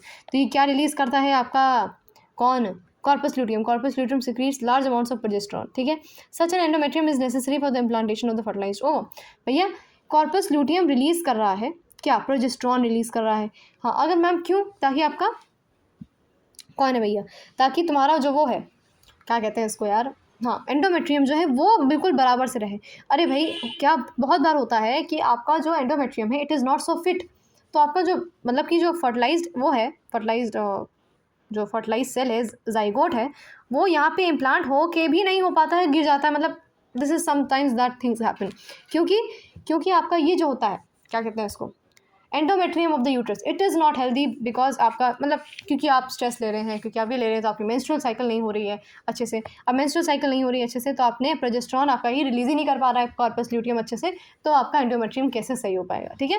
तो ये इसका बहुत बड़ा रोल है प्रोजेस्ट्रॉन का, समझ रहे हो। So during pregnancy all events of the menstrual cycle stop and there is no menstruation. In the absence of fertilisation the corpus luteum degenerates. अगर आपका फर्टिलाइजेशन नहीं होता तो कॉर्पस ल्यूटियम क्या हो जाएगा, डीजेनरेट हो जाएगा, ठीक है। This cause disintegration of the endometrium leading to the menstruation marking a new cycle. Simple सी बात है ना। ह्यूमन बींग्स में क्या होता है, मेंस्ट्रुअल साइकिल 50 साल की उम्र में क्या हो जाता है, बंद हो जाता है, जिसमें मेनोपॉज बोलते हैं, मैंने पहले ही बता दिया। Cyclic menstruation is an indicator of normal reproductive phase and extends between menarche and menopause. Simple सी बात थी यार, इसमें कुछ ज़्यादा आपका समझने वाली बात नहीं थी। बस हमारे मेंस्ट्रुअल फेज है, फॉलिकुलर फेज है, लूटियल फेज है, और एक आपका जो आपका फिर नेक्स्ट साइकिल बिगन हो जाता है। समझ गए सब लोगों की, इतनी बात समझ में आ गई। अब शुरू कर लें यार गैमेटोजेनेसिस। बस आपके 2 ही 3 टॉपिक तो बचे हैं अब। देखो यार इतना ज़्यादा फास्ट रिवीजन तो मैंने आज तक नहीं देखा, और सारे एक एक पॉइंट हम लोग एक एक पॉइंट डिस्कस कर रहे हैं। ऐसा तो हो ही नहीं रहा है ना कि कोई पॉइंट छोड़ रहे हैं, कोई पॉइंट नहीं छोड़ रहे हैं। तो फटाफट से यार एक चलो मेल रिप्रोडक्टिव सिस्टम शुरू करें क्या। चलो यार मेल रिप्रोडक्टिव सिस्टम से ही शुरू करते हैं, अब ज़्यादा कुछ बचा नहीं है। चलो एक बार गैमेटोजेनेसिस शुरू कर लेते हैं, क्योंकि उससे तो श्योर शॉट आना ही है आपका पीवाई के। तो फीमेल जो आपके प्राइमरी सेक्स ऑर्गन होते हैं, आपके testis in male and ovary in female, वो क्या प्रोड्यूस करते हैं, गैमेट्स प्रोड्यूस करते हैं। स्पर्म प्रोड्यूस करेगा एक, और एक ओवम प्रोड्यूस करेगा, है कि नहीं भाई। ओवरीज क्या प्रोड्यूस करती हैं, ओवम। टेस्टिस क्या प्रोड्यूस करते हैं, स्पर्म, है ना। उस प्रोसेस को क्या बोलते हैं यार, इस प्रोसेस को ही तो बोलते हैं गैमेटोजेनेसिस, है कि नहीं। इन टेस्टिस में क्या होता है, इमेच्योर जर्म सेल्स जो होते हैं, स्पर्मेटोगोनिया, बहुत इंपॉर्टेंट बात है, जो आपके इमेच्योर जर्म सेल्स होते हैं आपके उसमें टेस्टिस में, immature male germ sales spermatogonia होते हैं, जो स्पर्म बनाते हैं, जिसको हम स्पर्मेटोजेनेसिस बोलते हैं। That begins at puberty. Of course puberty में इनका क्या होता है, शुरू होता है स्पर्मेटोजेनेसिस, फॉर्मेशन ऑफ स्पर्म्स। कौन करते हैं, स्पर्मेटोगोनिया कौन है ये, इमेच्योर मेल जर्म सेल्स है, sorry immature male germ cells, ठीक है। क्लियर है बात इतनी। तो स्पर्मेटोगोनिया जो है it is present in the inside wall of seminiferous tubules. Seminiferous tubule मान लो ये आपका टेस्टिस है, इसमें जो आपके जैसे लॉब्यूल्स थे, उसमें जो सेमिनिफेरस ट्यूब्यूल्स थे उसके अंदर पाए जाते हैं तुम्हारे क्या, क्या पाए जाते हैं? इनसाइड वॉल ऑफ उसमें क्या पाए जाते हैं? तुम्हारे spermatogonia, that is the immature male germ cells. ठीक है, each spermatogonium is diploid and it contains 46 chromosomes. आपका स्पर्मेटोगोनियम क्या है भैया? 46 क्रोमोसोम रखता है और क्या बनाएगा? आपका स्पर्म बनाएगा। बाद में देखते हैं कैसे। ठीक है, उसको बोलते हैं, कुछ स्पर्मेटोगोनिया जो होते हैं उनको कहते हैं प्राइमरी स्पर्मेटोसाइट्स, जो आपका मियोसिस करते हैं। ठीक है, कुछ होते हैं प्राइमरी स्पर्मेटोसाइट जो आपका मियोसिस करते हैं। ठीक है, अब प्राइमरी स्पर्मेटोसाइट जो है फर्स्ट मियोटिक डिवीजन करेगा, जो आपको 2 इक्वल हैप्लॉइड सेल बनाएगा, जिसको हम सेकेंडरी स्पर्मेटोसाइट बनाएंगे। देखो होता क्या है, प्राइमरी स्पर्मेटोसाइट होते हैं वो क्या करते हैं? आपके क्या होते हैं? मियोसिस अंडरगो करते हैं। क्या करते हैं? मियोसिस अंडरगो करते हैं। ठीक है, उसके बाद वो लोग क्या बनाते हैं? सेकेंडरी स्पर्मेटोसाइट्स बनाते हैं, जिसके पास सिर्फ और सिर्फ 23 क्रोमोसोम्स ईच होता है। ठीक है भाई, मियोसिस कर रहे हैं तो क्या बनेगा? 23 क्रोमोसोम्स वाले आपके सेकेंडरी स्पर्मेटोसाइट्स बनेंगे। उसके बाद सेकेंडरी स्पर्मेटोसाइट जो होते हैं वो आपका सेकेंड मियोटिक डिवीजन करते हैं। ये देखो, ये फर्स्ट मियोटिक डिवीजन किया है इसने सेकेंड मियोटिक डिवीजन किया आपके सेकेंडरी स्पर्मेटोसाइट्स ने। और फिर क्या हुआ? उसके बाद क्या हो गए? 4 इक्वल स्पर्मेटिड्स बन गए। क्या बन गए? स्पर्मेटिड्स बन गए। जो 23 ही है, उसका प्लॉइडी लेवल क्या है? 23 ही है प्लॉइडी लेवल। और स्पर्मेटिड्स जो होते हैं आपके स्पर्मेटोजोआ या स्पर्म्स बन जाते हैं by the process of spermiogenesis. Now after spermiogenesis the sperm heads become embedded in the Sertoli cells and are finally released from the seminiferous tubules by the process of spermiation। भाई seminiferous tubule से भी चले जाते हैं, जो seminiferous tubules उससे भी चले जाते हैं by the process of spermiation. Ma'am Sertoli cells कहाँ पाए जाते हैं? आपके सेमिनिफेरस ट्यूब्यूल्स में पाए जाते हैं। ठीक है, अभी पढ़ेंगे, उसको भी पढ़ेंगे। तो हुआ क्या भाई? स्पर्मेटोगोनिया जो था आपके, जो इमेच्योर मेल जर्म सेल्स थे, है ना, 2n क्रोमोसोम था, उन्होंने क्या किया? माइटोटिक डिवीजन से मल्टीप्लाई किया। पहले तो मल्टीप्लाई किया, फिर वो प्राइमरी स्पर्मेटोसाइट्स में बन गए जो 2n था। ठीक है, क्या होता है? ठीक है, प्राइमरी स्पर्मेटोसाइट्स पहले देखो, पहले आपका 2n वाले स्पर्मेटोगोनिया थे, फिर उसने माइटोसिस किया, फिर उसने प्राइमरी स्पर्मेटोसाइट्स बन गए जो अभी 2n थे क्योंकि माइटोसिस हुआ। फिर उसके बाद फर्स्ट मियोटिक डिवीजन हुई, है ना, फर्स्ट मियोटिक डिवीजन हुई तो आपके सेकेंडरी स्पर्मेटोसाइट्स बन गए जो n नंबर हो गए क्योंकि मियोसिस हो गया। इसने मियोसिस 2 अंडरगो करी तो इसने 4 आपके स्पर्मेटिड्स बना लिए। क्या बना लिए? स्पर्मेटिड्स बना लिए, जो ऑफकोर्स n क्योंकि मियोसिस है ना, ये किया इसने। अब ये स्पर्मियोजेनेसिस करते हैं, जो आपके स्पर्म्स जो हो जाते हैं चले जाते हैं। ठीक है, कब होता है ये शुरू? प्यूबर्टी में होता है ना। कैसे होता है? GnRH की वजह से होता है, गोनाडोट्रोपिन रिलीजिंग हार्मोन, है ना। ये क्या है? एक हाइपोथैलेमिक हार्मोन है। ये सब हम लोगों ने आप लोग के क्लास 11th में पढ़ा था। क्या पढ़ा था? क्लास 11th में पढ़ा था। ठीक है, क्लियर है? ओके, एंटीरियर पिट्यूटरी पे लगता है and stimulates the secretion of 2 gonadotropins. It LH और फॉलिकल स्टिमुलेटिंग हार्मोन FSH पे क्या होता है? लग जाता है। ठीक है, LH किस पे एक्ट करता है? L for LH and L for Leydig cells, उस पे एक्ट करता है, synthesis and secretion of androgens. ठीक है, सर्टोली सेल्स पे कौन एक्ट करते हैं? आपके FSH। और क्या स्टिमुलेट करते हैं? Secretion of some factors which help in the process of spermiogenesis. समझ में आ गया? ठीक है, अब एक बार ही हम लोग ना इस स्पर्म का स्ट्रक्चर एक बार फटाफट से जान लेते हैं। स्पर्म का स्ट्रक्चर क्या है? मैम स्पर्म का स्ट्रक्चर जानना तो वेरी वेरी इंपॉर्टेंट हो जाता है। एक बार मैं पढ़ लूँ फिर आपको बताती हूँ भाई क्या होता है स्पर्म का स्ट्रक्चर। ठीक है, now let us examine the structure of a sperm. It is a microscopic structure composed of a head, neck, middle piece and tail, है ना। A plasma membrane envelops the whole body of the sperm. The sperm head contains an elongated haploid nucleus. The anterior portion of which is covered with the cap-like structure जिसे macrosome बोलते हैं. The macrosome is filled with enzymes that help in the fertilization of the ovum, है ना. The middle piece possesses numerous mitochondria which produce energy for the movement of the tail that facilitates sperm motility essential for the fertilization. The human male ejaculates about 200 to 300 million sperms during a coitus, of which for normal fertility at least 60% of sperms must have normal shape and size and at least 40% have vigorous motility. Sperms released from the seminiferous tubules and are transported by the accessory ducts. Secretions of epididymis, vas deferens, seminal vesicle and prostate are essential for the maturation and motility of sperms. जो आपके seminal plasma होते हैं along with this, कुछ जो आपके seminal plasma होता है along with the sperms क्या secrete करता है? sperm होता है। सिंपल सी बात है यार, स्पर्म को समझो। ये देखो, ये स्पर्म है ना, ये यहाँ पे इसका एक ही है माइटोकॉन्ड्रियल एरिया। ठीक है, और ये क्या हो गया? तुम्हारा टेल हो गया। यहाँ पे देखो भाई, यहाँ पे तुम्हारा एक न्यूक्लियस है। न्यूक्लियस कैसा है? एन है उसका। प्लॉइडी लेवल क्या है न्यूक्लियस का? न्यूक्लियस का प्लॉइडी लेवल इज एन। ठीक है, एन है न्यूक्लियस का प्लॉइडी लेवल। ऊपर तुम्हारा यार प्लाज्मा मेम्ब्रेन नहीं बना रही हूँ मैं, या तो आपको पता है। एक्रोजोम की बात करें यार, ये आपका एक्रोजोम है। ठीक है, एक्रोजोम बनाता कौन है यार, ये पता होना चाहिए तुम लोग को। गोल्जी बनाता है। कौन बनाता है? गोल्जी बॉडीज बनाते हैं आपके एक्रोजोम। ठीक है, स्पर्म लाइसेंस जैसे एंजाइम्स आपके इसमें काम करते हैं। ठीक है, यहाँ आपके माइटोकॉन्ड्रिया पाया जाता है, माइटोकॉन्ड्रियल पीस होता है यहाँ पर। और ये ऑफ कोर्स ये क्या है आपका? टेल है, ये हेड है, ये बॉडी है आपकी, है कि नहीं? तो ये बन गया आपका स्पर्म। क्लियर है?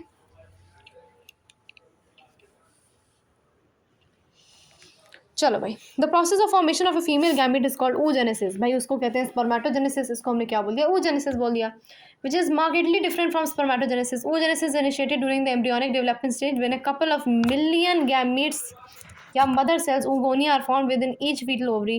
No more oogonia are formed and added after birth. होता क्या यार, इन लोगों का तो प्यूबर्टी में होता है मेल्स का। फीमेल्स का ये पहले प्री मतलब बर्थ भी नहीं हुई होती है, जब एम्ब्रियो होते हैं, बच्चे होते हैं, मतलब पेट में होते हैं, तभी उनका क्या हो जाता है यार, तभी उनके oogonia से क्या हो रहा होता है? मिलियन गैमेट्स आपके फॉर्म हो रहे होते हैं। ठीक है, आफ्टर बर्थ कोई oogonia नहीं होता है। ठीक है, these cells start division and enter into the prophase of meiotic division and then they get temporarily arrested at the stage called primary oocytes. Each primary oocyte then gets surrounded by a layer of granulosa cells and it is called primary follicle. आपके जो primary oocytes होते हैं, जो आपके primary oocytes हैं, क्या होते हैं भैया? प्राइमरी oocytes क्या करते हैं? आपके प्राइमरी फॉलिकल बन जाते हैं। क्या बन जाते हैं? प्राइमरी फॉलिकल बन जाते हैं। ठीक है, okay. Therefore at puberty only 60,000 to 8,000 primary follicles are left in each ovary. Primary follicles get surrounded by a more layer जिसको हम secondary follicle बोलते हैं। Secondary follicle soon transfers into a tertiary follicle which characterized by a fluid cavity called antrum. Antrum जैसी fluid cavity से क्या हो जाता है? Characterized हो जाती है fluid cavity। एक इनर थेका एक एक्सटर्नल थेका में बन जाता है। ठीक है, okay. It is an unequal division जो आपके रिजल्ट करता है फॉर्मेशन में एक हैप्लॉइड सेकेंडरी oocyte। क्या बन रहा है? सेकेंडरी oocyte बन रहा है, समझ गए? ठीक है, now does the first polar body born, okay, at the present we are not very certain about this. ये सब आपके सारे क्वेश्चन है आपके एनसीईआरटी। ना टर्शरी फॉलिकल जो है वो ग्राफियन फॉलिकल बन जाता है। सेकेंडरी oocyte जो है आपके एक मेम्ब्रेन बना लेता है, जोना पेलुसिडा लेयर याद है, जहाँ आपका स्पर्म आता है और अंदर चला जाता है एक स्पर्म। ठीक है, क्लियर है? ओव्यूलेशन हो जाती है जहाँ आपका ओवरी जो है रिलीज हो जाता है सेकेंडरी oocyte से। क्लियर हो गई बात?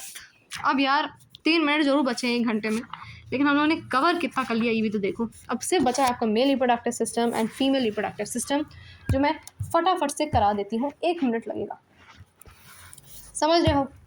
फीमेल रिप्रोडक्टिव सिस्टम को समझने से पहले एक चीज़ बताओ भाई, आपके प्राइमरी सेक्स ऑर्गन क्या है फीमेल में? ओवरी। मेल्स में क्या है? ऑफ कोर्स हमारा क्या है? मेल्स में कौन है? टेस्टिस। हमको बेसिक चीज़ें सारी पता है ना? गैमीट क्या बनाते हैं? ओवम बनाते हैं। ओवम की ओवरी की साइज़ क्या होती है? 2 से 4 सेंटीमीटर होते हैं लेंथ में, है ना? और किससे जुड़े होते हैं? पेल्विक वॉल से, लिगामेंट से जुड़े होते हैं। ठीक है, क्लियर है? तो आपके जो ये होती है, आपकी जो ओवरी होती है, उसमें होती है आपका एक कॉर्टेक्स होता है, एक बाहरी एरिया होता है जिसको हम बोलते हैं, ये क्या है? ये कॉर्टेक्स है ना? फटाफट से इसको कर लेते हैं। एक बाहरी और अंदर वाले को बोलते हैं मेड्यूला है। ज़्यादातर ऐसे ही होता है ना, कॉर्टेक्स मेड्यूला। ठीक है, फॉलिकल की ग्रोथ कहाँ होती है? कॉर्टेक्स में ही होती है। ठीक है, फैलोपियन ट्यूब्स की क्या साइज़ होती है भैया? 10 से 12 सेंटीमीटर होते हैं आपके फैलोपियन ट्यूब्स, 10 से 12 सेंटीमीटर, है कि नहीं? और इन्फंडिब्यूलम जैसा कुछ आपका एक ऐसे शेप होता है, जिसके बाद आपका एम्पुला आता है जहाँ पे आपका फर्टिलाइजेशन टेक प्लेस करता है, फिर तुम्हारा इस्थिमस आता है, फिर उसके बाद तुम्हारा यूट्रस शुरू हो जाता है। ठीक है, क्लियर है? फिम्ब्रे जो है आपके इन्फंडिबुलम में, ये जो इन्फंडिबुलम है उसमें आपका ऐसे आप यहाँ पे फिम्ब्रे लगा रहता है। क्या करता है भैया? ओवम को ओव्यूलेशन के बाद क्या करता है? कलेक्ट करता है। क्या करता है? कलेक्ट करता है। क्या करता है? कलेक्ट करता है। ठीक है, क्लियर है? समझ में आ गया? Okay, the uterus is single and it is also called womb. Single है भैया, सिंगल सेल मास से बना होता है ना। The shape of the uterus is like an inverted pear. Of course inverted pear की तरह आपका यूट्रस का शेप होता है। एक पियर कुछ इस प्रकार होता है, उसका इन्वर्ट कर दिया हमने तो कुछ इस प्रकार का हो जाता है आपका यूट्रस। ठीक है, क्लियर है? The cavity of the surface is called cervical canal which along with vaginal vagina forms the birth canal, the wall of the uterus has 3 layers of tissue. ठीक है, आपको पता होगा कि आपके जो वो होते हैं, आपका जो वो है, क्या है यार ये आपका यूट्रस, यूट्रस के 3 लेयर्स हैं। अंदर वाले लेयर को हम बोलते हैं एंडोमेट्रियम, है कि नहीं। बीच वाले लेयर को बोलते हैं मायोमेट्रियम, और बाहरी लेयर को बोलते हैं, क्या बोलते हैं भैया, पेरीमेट्रियम। क्या बोलते हैं, पेरीमेट्रियम। समझ गए, endometrium, myometrium and perimetrium. Basic सी बातें थी, इसमें कुछ समझने लायक नहीं था। Endometrium, myometrium and perimetrium. उसको एक्टोमेट्रियम मत लिखाना यार, कुछ भी पता चला बाहर ही हम कुछ और अपने लिखा रहे हैं। ठीक है, तो उसको हमने क्या लिख दिया भैया, उसको हमने लिख दिया पेरीमेट्रियम। ठीक है, क्लियर है, क्लियर है, क्लियर है मैम, बहुत अच्छे से क्लियर है। ठीक है, तो एक बार इसके स्ट्रक्चर को समझा दूँ मैं। देखो होता क्या है, एक पतला सा फोल्ड होता है जिसको हम बोलते हैं, एक सेकेंड थोड़ा मोटा कर लूँ, हाँ, एक पतला सा फोल्ड होता है कुछ इस तरह का, जिसे हम बोलते हैं लेबिया माइनोरा। क्या बोलते हैं, लेबिया माइनोरा, लेबिया नहीं लिख रही हूँ, लेबिया माइनोरा। फिर एक बड़ा सा फोल्ड होता है जिसको हम बोल देते हैं, इट इज़ लेबिया मेजोरा। ठीक है, लेबिया मेजोरा। फिर यहाँ पे मैंने बोल दिया यार, आपके ऊपर में होता है एक ओपनिंग होती है जिसको हमने बोल देता है हम लोग, वो यूरेथ्रा होता है, फीमेल जेनेटेलिया हो रहा है ये। नीचे हम बात करें अगर, तो इसके हम लोग बोल देते हैं दैट दिस इज़ वेजाइना। और नीचे बात करें तो 3 ओपनिंग्स होती हैं फीमेल्स में, और एक ही होता है आपका एनस। ठीक है, यहाँ पर आपका जैसे फैटी कुशन एरिया होता है विच इज़ विद हेयर, इसको हम बोल देते हैं दिस इज़ मॉन्स प्यूबिस। क्या बोलते हैं भैया, मॉन्स प्यूबिस बोल देते हैं। ठीक है, और यहाँ पर एक बिल्कुल आपके बहुत ही इरेक्टाइल टिश्यू जैसी चीज़ होती है जिसको हम बोल देते हैं clitoris, which is equivalent to the male penis. समझ गए, ठीक है, क्लियर है। ये एक लिक्विड में होता है, एक लिक्विड में होता है, जिस लिक्विड को हम क्या बोल देते हैं, यहाँ पे जैसे यहाँ पर इस लिक्विड में काम चल रहा है, जैसे मतलब एक लिक्विड तो नहीं बोलूँगी, मतलब जिस भी एरिया में काम चल रहा है इसको हम बोलेंगे दैट, इसका नाम क्या है, इसको हम बोलेंगे वेस्टिब्यूल। क्या बोलेंगे, वेस्टिब्यूल। ठीक है, क्या बोलेंगे, वेस्टिब्यूल। समझ गए, ये बहुत ही इंपॉर्टेंट था, इसको समझना बहुत ही ज़्यादा ज़रूरी था। समझ गए कि नहीं समझ गए, पहले इतना बताओ। ठीक है, या आपके एक हाइमन जो होता है उसका breaking is not the correct indicator कि आप वर्जिन हो या नहीं हो। समझ गए। तो फंक्शनल मेमोरी ग्लैंड जो है कैरेक्टरिस्टिक होते हैं सारे फीमेल के। 15 से 20 मेमोरी लोब्स होते हैं जो आपके मेमोरी डक्ट्स में खुलते हैं। ठीक है, क्लियर है, जिसके बाहर से मिल्क निकाल दिया जाता है। समझ गए। अब मेल रिप्रोडक्टिव सिस्टम, फटाफट से इसको हम लोग 2-3 मिनट में ख़त्म करते हैं। यार मेल रिप्रोडक्टिव सिस्टम का मेन चीज़ क्या होती है, टेस्टिस होती है। टेस्टिस क्या होते हैं भाई टेस्टिस क्या होते हैं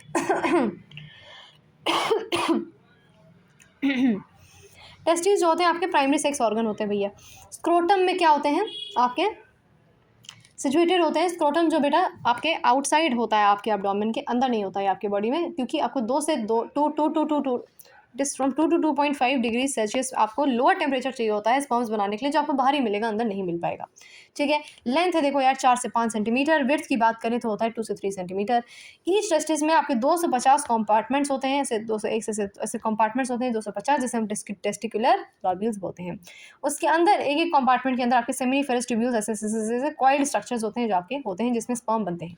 ठीक है, उसमें आपके मेल जर्म सेल्स होते हैं जिसको हम स्पर्मेटोगोनिया बोलते हैं, और सर्टोली सेल्स होते हैं। स्पर्मेटोगोनिया भी हमने पढ़ लिया, क्या करते हैं आपके स्पर्म्स बनाते हैं, राइट।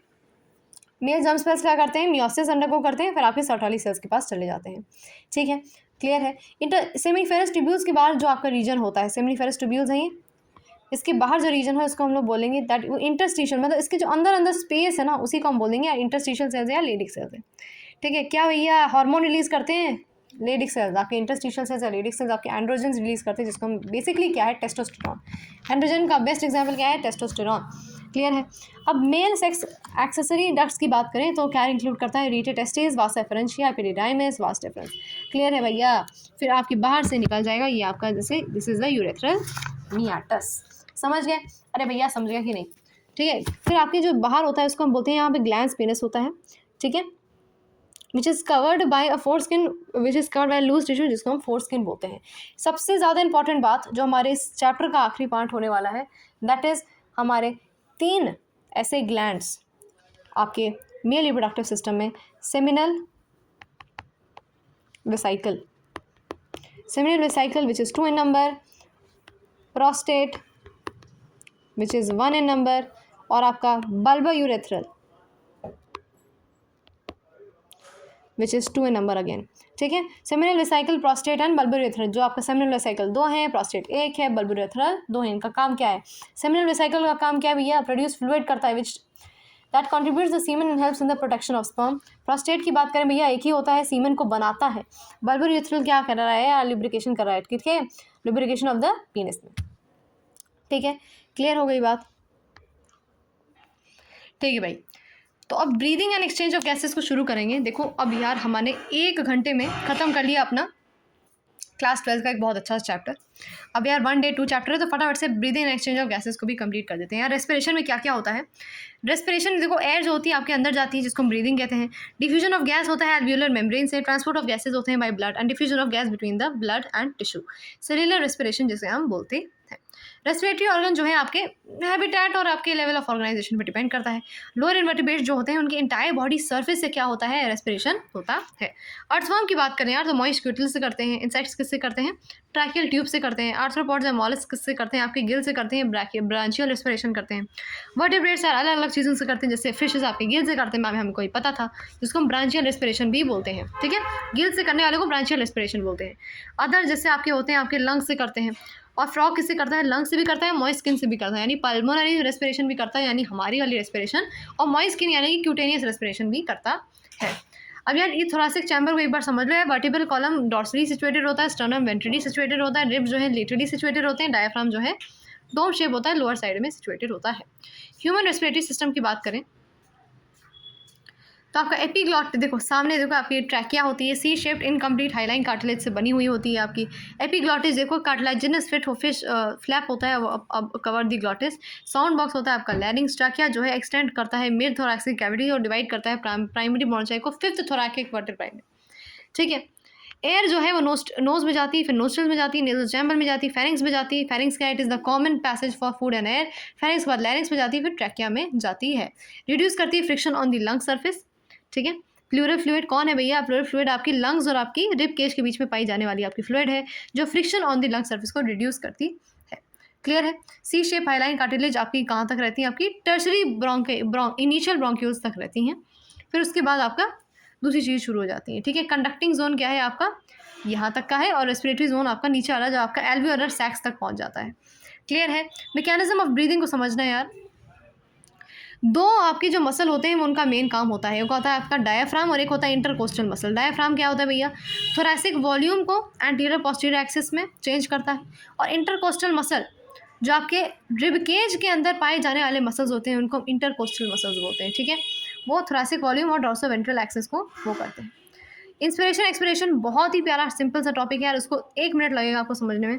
इंस्पायर करते हो, अंदर एयर लेते हो भाई, तो क्या हो रहा है? थोरैसिक वॉल्यूम बढ़ जाती है। सोच के देखो ना, सोच के देखो, तुम्हारी लंग्स की वॉल्यूम बढ़ जानी है, फिर पल्मोनरी वॉल्यूम भी बढ़ जानी है, इंट्रा वॉल्यूम पल्मोनरी प्रेशर भी बढ़ जाना है ना, इसको हम इंस्पिरेशन बोलते हैं, है ना। लेकिन डायफ्राम कुछ इस तरह का होता है, लेकिन वो हो इस तरह का जाता है।